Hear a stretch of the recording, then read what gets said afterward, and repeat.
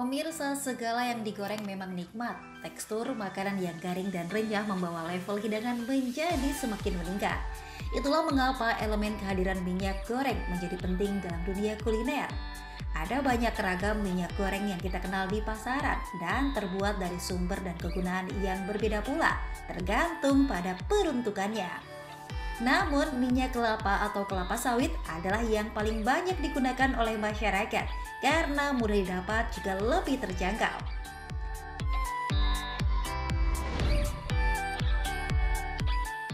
Sebagai barang yang penting, minyak goreng pun kerap digunakan berkali-kali, terutama bila sisa pemakaian masih cukup banyak. Penggunaan minyak jelantah biasa kita mengenalnya adalah sebutan minyak sisa yang dipakai 2 atau 3 kali. Selain minyak jelantah, masyarakat kita juga mengenal minyak kemasan dan juga minyak curah yang biasa dibedakan dalam segi pengemasannya. Minyak kemasan terdapat dalam kemasan botol plastik, sedangkan minyak curah biasa kita dapatkan dalam wadah plastik tanpa merek dan dibanderol dengan harga murah, sehingga masyarakat banyak yang memilih memakainya.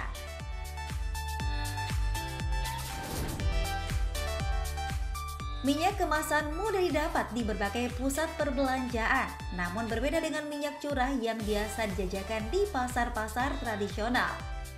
Namun di tengah pasarnya yang cukup tinggi, muncullah kekhawatiran tentang minyak curah palsu sebagai minyak sisa atau jelantah yang dikemas serupa. Lalu, apa perbedaan antara minyak goreng curah dan kemasan? Dari sisi nutrisi, mana yang lebih baik? Bagaimana bila minyak jelantah kembali digunakan berkali-kali? Adakah dampaknya pada kesehatan tubuh? Simak informasi lengkapnya dalam Hidup Sehat sesaat lagi.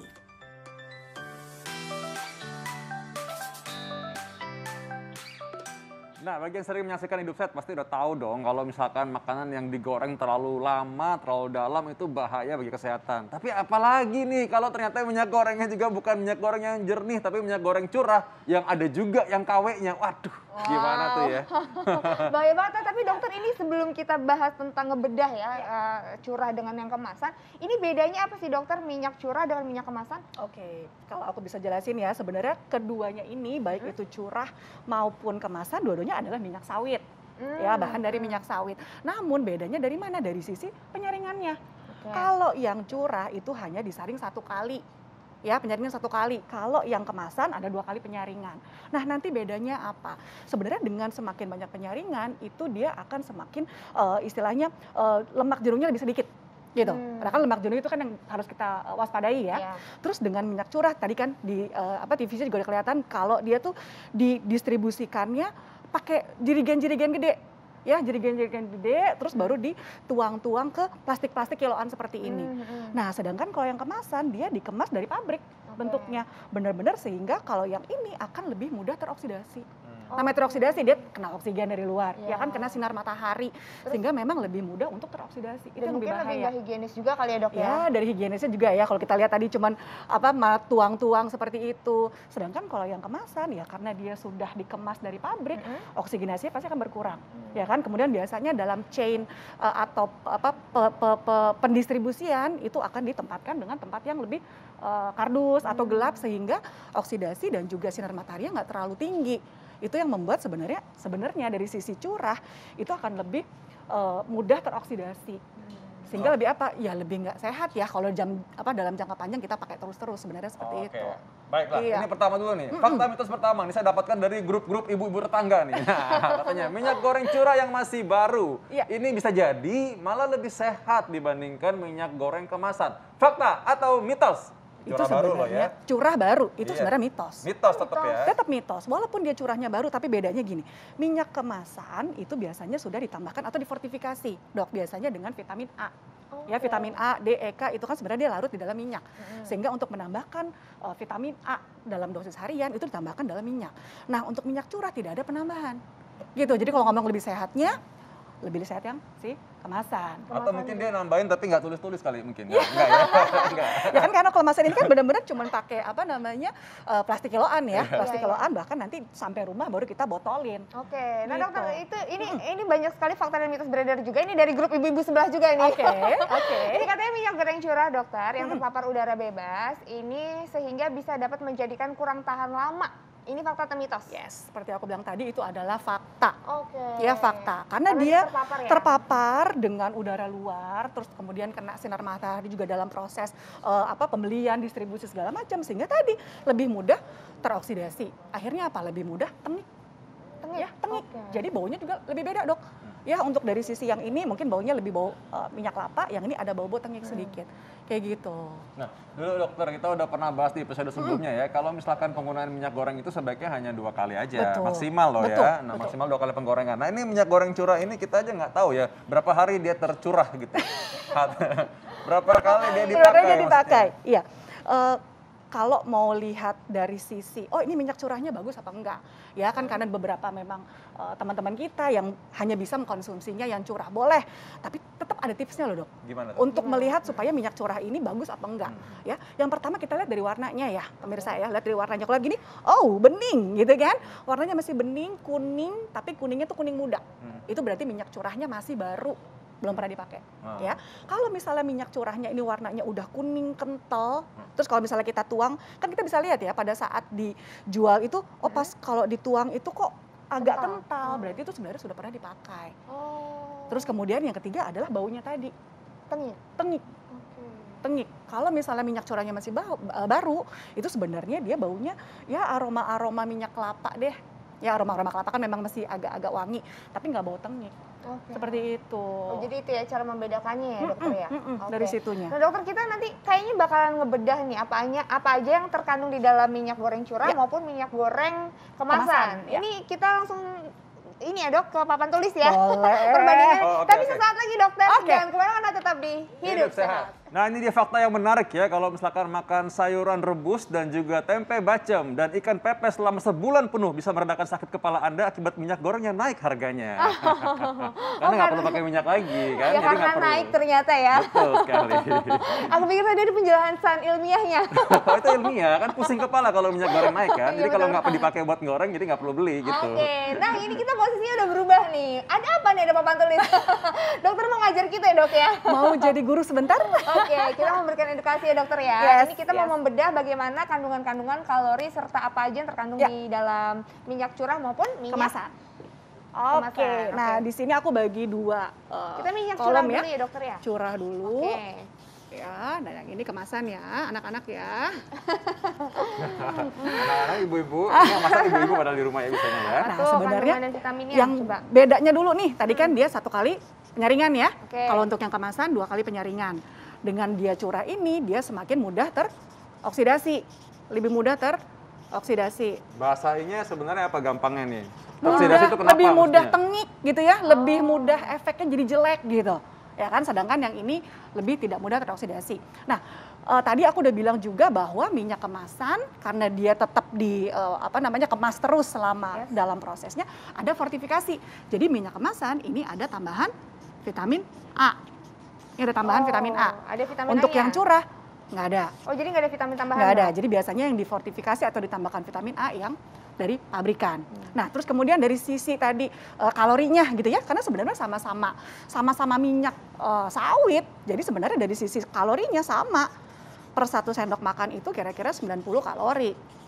Sama nih, per 1 sendok makan sama dengan 90 kalori. Kebayang ya dok ya, biasanya nuangnya kan nggak mungkin 1 sendok makan. Nah itu dia, jadi sebenarnya kalau untuk masak, tadi seperti Dr. Vito bilang, ya dikit aja.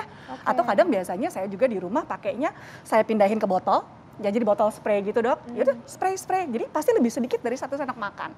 Gitu, jadi kita tetap gunakan minyak, tapi jumlahnya jadi lebih minimal, ya kan.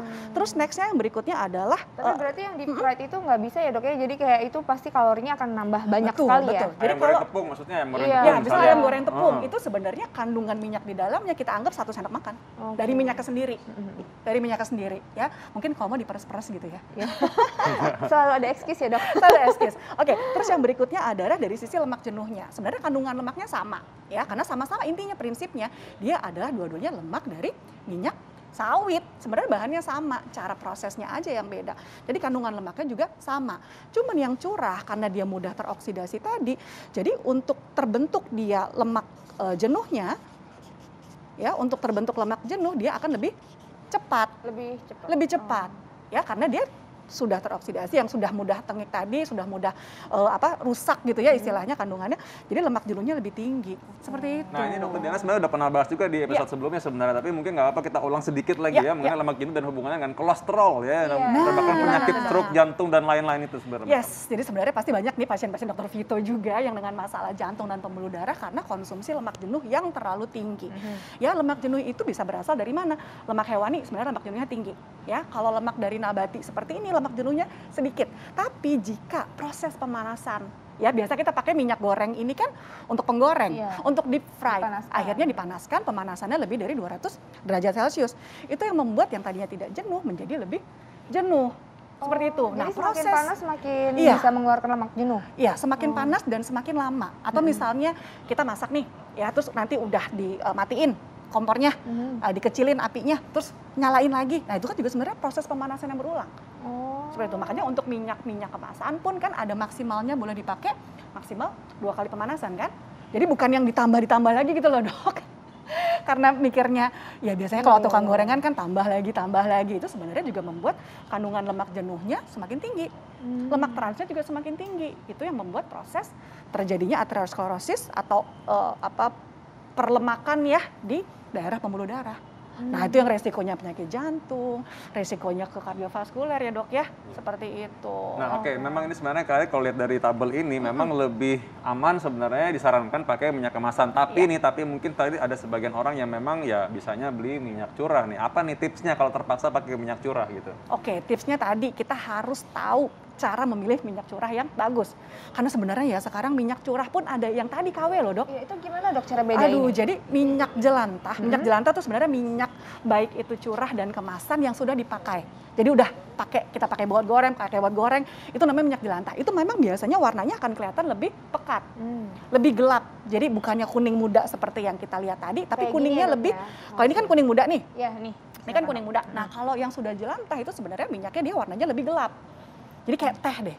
Kayak udah lebih gelap warna teh dan kental. Tapi sekarang minyak jelantah pun sudah ada yang melalui proses penyaringan dan pemurnian lagi.